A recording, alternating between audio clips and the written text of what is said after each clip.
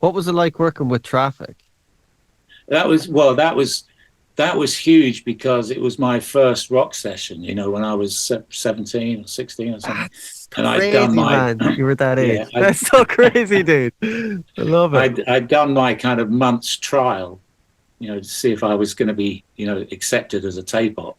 Yeah. And I worked with Keith Grant for a month, who was the owner of Olympic. And he used to and we were on 4-track, analog 4-track. And he'd do these like 50-piece orchestras, which he would record and mix at the same time to 2 tracks of a 4-track machine.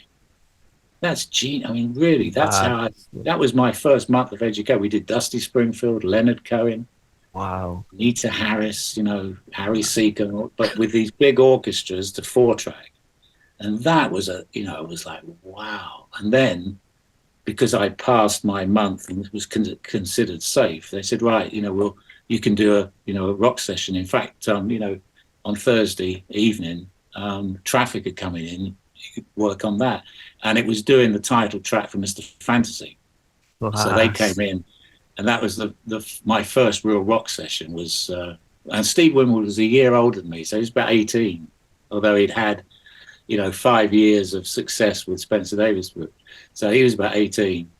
And again, from daylight sessions, lots of light, people reading scores, union controlled, 3-hour sessions, but you had to take a break.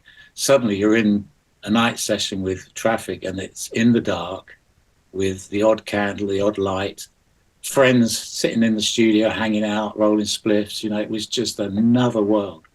So that was my first introduction to that. And I loved working with Traffic. I did most of the second Traffic album as well, Wow. um, Sound in great. '68, when I think we were on 8-track then. But no, I loved working with Traffic and had and I did carry on working with like Jim Capaldi and with Steve Winwood, Mm. years later. But that it still had a huge effect on me, because that's my comment to Mark when he kind of said, "So what sums up Olympic for you?" That's what I Yeah. said. Well, 1 o'clock in the morning, November '67, and he went, "Exactly, Traffic," and it still has stuck with me. Definitely, the vibe, the energy, and the freedom. That was the thing. It was suddenly freedom to make a record rather than sitting up, mic stands and making tea for 50 musicians and it all Yeah. being very controlled union.